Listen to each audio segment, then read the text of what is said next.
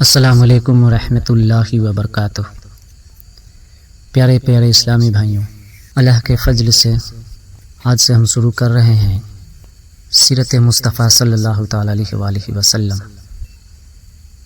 حضور نبی آخر زمان صلی اللہ تعالیٰ علیہ وسلم کی ولادت مبارک کے وقت ملک عرب کی سیاسی حالت کا یہ حال تھا کہ جنوبی حصے پر سلطنت حبشہ اور مشرقی حصے پر سلطنت فارس کا قبضہ تھا، اور شمالی ٹکڑا سلطنت روم کی مشرقی شاخ سلطنت قسطنطنیہ کے زیر اثر تھا۔ اندرون ملک بجوم خود ملک عرب آزاد تھا، لیکن اس پر قبضہ کرنے کے لیے ہر ایک سلطنت کوشش میں لگی ہوئی تھی، اور در حقیقت ان سلطنتوں کی باہمی رقابتوں کی ہی طفیل ملک عرب آزادی کی نعمت سے بہرور تھا۔ عرب کی اخلاقی حالت نہایت ہی بدتر بلکہ بد سے بدتر تھی۔ جہالت نے ان میں بت پرستی کو جنم دیا، اور بت پرستی کی لعنت نے ان کے انسانی دل و دماغ پر قابض ہو کر ان کو تحمم پرست بنا دیا تھا۔ وہ مظاہرے فطرت کی ہر چیز، پتھر، درخت، چاند، سورج، پہاڑ، دریا وغیرہ کو اپنا معبود سمجھنے لگ گئے تھے، اور خود ساختہ مٹی اور پتھر کی مورتوں کی عبادت کرتے تھے۔ عقائد کی خرابی کے ساتھ ساتھ ان کے اعمال و افعال بے حد بگڑے ہوئے تھے۔ قتل، رہزنی، جوا، شراب نوشی، حرام کاری، عورتوں کا اغوا کرنا، لڑکیوں کو زندہ درگور کرنا، عیاشی، فحش گوئی، غرض کون سا ایسا گندا اور گھنونا عمل تھا جو ان کی فہرست میں نہ رہا ہو۔ چھوٹے بڑے سب کے سب گناہوں کے پتلے اور پاپ کے پہاڑ بنے ہوئے تھے۔ بانی کعبہ حضرت ابراہیم خلیل اللہ علیہ السلام کے ایک فرزند کا نام نامی حضرت اسماعیل علیہ السلام ہے، جو حضرت بی بی حاجرہ کے شکم مبارک سے پیدا ہوئے تھے۔ حضرت ابراہیم علیہ السلام نے ان کو اور ان کی والدہ حضرت بی بی حاجرہ رضی اللہ عنہا کو مکہ مکرمہ میں لا کر آباد کیا، اور عرب کی زمین ان کو عطا فرمائی۔ حضرت ابراہیم علیہ السلام کے دوسرے فرزند کا نام حضرت اسحاق علیہ السلام ہے، جو حضرت بی بی سارہ رضی اللہ عنہا کے مقدس سکم سے تولود ہوئے تھے۔ حضرت ابراہیم علیہ السلام نے ان کو ملک شام عطا فرمایا۔ حضرت ابراہیم علیہ السلام کی تیسری بیوی حضرت قطورہ کے پیٹ سے جو اولاد مدین وغیرہ ہوئے، ان کو آپ نے یمن کا علاقہ عطا فرمایا۔ حضرت ابراہیم علیہ السلام کے 12 بیٹے ہوئے، اور ان کی اولاد میں خداوند قدوس نے اس قدر برکت عطا فرمائی کہ وہ بہت جلد تمام عرب میں پھیل گئے، یہاں تک کہ مغرب سے مصر کے قریب تک ان کی آبادیاں جا پہنچ، اور جنوب کی طرف ان کے خیمے یمن تک پہنچ گئے، اور شمال کی طرف ان کی بستیاں ملک شام میں جا ملی۔ حضرت اسماعیل علیہ السلام کے ایک فرزند جن کا نام قیدار تھا بہت ہی نامور ہوئے، اور ان کی اولاد خاص مکے میں آباد رہی، اور یہ لوگ اپنے باپ کی طرح ہمیشہ کعبہ معظمہ کی خدمت کرتے رہے، جس کو دنیا میں توحید کی سب سے پہلی درگاہ ہونے کا شرف حاصل ہے۔ انہی قیدار کی اولاد میں عدنان نامی نہایت علول عزم شخص پیدا ہوئے، اور عدنان کی اولاد میں چند پشتوں کے بعد کوسا بہت ہی جاہ و جلال والے شخص پیدا ہوئے، جنہوں نے مکہ مکرمہ میں مستریقہ حکومت کی بنیاد پر سینہ 440 ہجری میں ایک سلطنت قائم کی، اور ایک قومی مجلس پارلیمنٹ بنائی جو درندوا کے نام سے مشہور ہے، اور اپنا ایک قومی جھنڈا بنایا جس کو لیوا کہتے ہیں، اور مندرجہ ذیل 4 عہدے قائم کیے جن کی ذمہ داری 4 قبیلوں کو سونپ دی۔ پہلا رفادہ، دوسرا سقایہ، تیسرا حجابہ، اور چوتھا قیادہ۔ کوسا کے بعد ان کے فرزند عبد مناف اپنے باپ کے جانشین ہوئے، پھر ان کے فرزند ہاشم، پھر ان کے فرزند عبد المطلب، یہ کے بعد دیگرے ایک دوسرے کے جانشین ہوتے رہے۔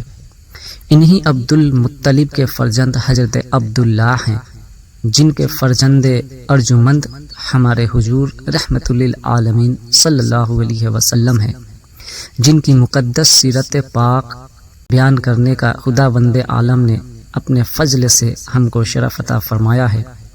حضور اقدس صلی اللہ علیہ وآلہ وسلم کا نسب شریف والد ماجد کی طرف سے یہ ہے: حضرت محمد صلی اللہ علیہ وسلم بن عبداللہ بن عبد المطلب بن ہاشم بن عبد مناف بن کوسا بن کلاب بن مرہ بن قاب بن لوی بن غالب بن فہر بن مالک بن نضر بن کنانہ بن خزیمہ بن مدرکہ بن الیاس بن مجر بن نزار بن معد بن عدنان، اور والد ماجد کی طرف سے حضور صلی اللہ علیہ وآلہ وسلم کا شجرہ نسب ہے حضرت محمد مصطفیٰ صلی اللہ علیہ وآلہ وسلم بن آمینہ بنت وہب بن عبد مناف بن زہرہ بن کلاب بن مرہ۔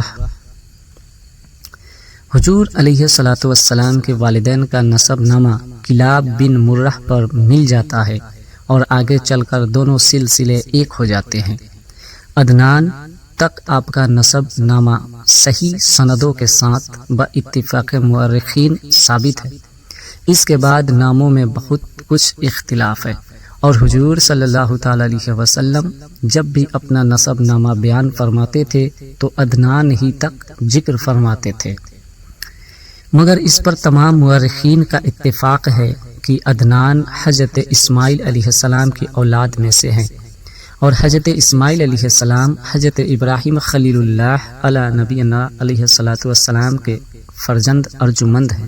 آئیے اب بات کرتے ہیں حضور کے خاندانی شرافت۔ حضور اکرم صلی اللہ علیہ وآلہ وسلم کا خاندان و نسب نجابت و شرافت میں تمام دنیا کے خاندانوں سے اشرف و اعلیٰ ہے، اور یہ وہ حقیقت ہے کہ آپ صلی اللہ علیہ وآلہ وسلم بدترین دشمن کفار مکہ بھی کبھی اس کا انکار نہ کر سکے۔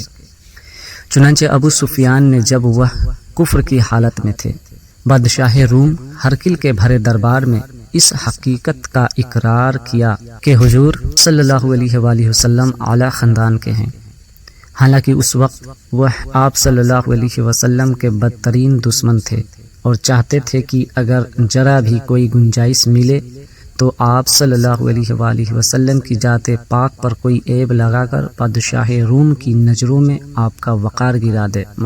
مسلم شریف کی روایت میں ہے، اللہ تعالی نے حضرت اسماعیل علیہ السلام کی اولاد میں سے کنانہ کو برگزیدہ بنایا، اور کنانہ میں سے قریش کو چنا، اور قریش میں سے بنی ہاشم کو منتخب فرمایا، اور بنی ہاشم میں سے مجھ کو چن لیا۔ بہرحال یہ ایک مسلمہ حقیقت ہے کہ حضور انور صلی اللہ علیہ وآلہ وسلم کا خاندان اس قدر بلند و مرتبہ ہے کہ کوئی بھی حسب و نسب والا اور نعمت و بزرگی والا آپ صلی اللہ علیہ وسلم کے مثل نہیں ہے۔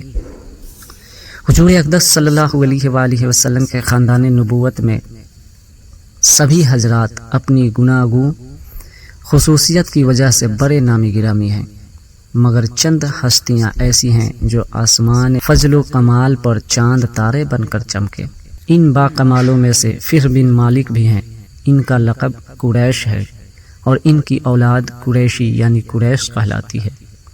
فہر بن مالک قریش اس لیے کہلاتے ہیں کہ قریش ایک سمندری جانور کا نام ہے جو بہت ہی طاقتور ہوتا ہے اور سمندری جانوروں کو کھا جاتا ہے۔ یہ تمام جانوروں پر ہمیشہ غالب ہی رہتا ہے، کبھی مغلوب نہیں ہوتا۔ چونکہ فہر بن مالک اپنی شجاعت اور خدا داد طاقت کی بنا پر تمام قبائل عرب پر غالب تھے، اس لیے تمام اہل عرب ان کو قریش کے لقب سے پکارنے لگے۔ چنانچہ اس بارے میں شمرخ بن عمرو حمیاری کا شعر بہت ہی مشہور ہے: قریش ایک جانور ہے جو سمندر میں رہتا ہے، اسی کے نام پر قبیلہ قریش کا نام قریش رکھ دیا گیا۔ حضور صلی اللہ علیہ وآلہ وسلم کے ماں باپ دونوں کا سلسلہ نسب فہر بن مالک سے ملتا ہے، اس لیے حضور اکرم صلی اللہ علیہ وآلہ وسلم ماں باپ دونوں کی طرف سے قریشی ہیں۔ حضور صلی اللہ تعالیٰ علیہ وسلم پر دادا ہاشم بڑی شان و شوکت کے مالک تھے۔ ان کا اصلی نام عمرو تھا، انتہائی بہادر، بےحد شقی اور اعلیٰ درجے کے مہمان نواز تھے۔ ایک سال عرب میں بہت سخت قحط پڑ گیا اور لوگ دانے دانے کو محتاج ہو گئے، تو یہ ملک شام میں خشک روٹی خرید کر حج کے دنوں میں مکے پہنچے اور روٹیوں کا چورا کر کے اونٹ کے گوشت کے شوربے میں سرید بنا کر تمام حاجیوں کو خوب پیٹ بھر کر کھلایا۔ اس دن سے لوگ ان کو ہاشم یعنی روٹیوں کا چورا کرنے والا کہنے لگے۔ چونکہ یہ عبد مناف کے سب لڑکوں میں بڑے اور با صلاحیت تھے، اسی لیے عبد مناف کے بعد کعبہ کے متولی اور سجدہ نشین ہوئے۔ بہت حسین و خوبصورت اور وضیح تھے۔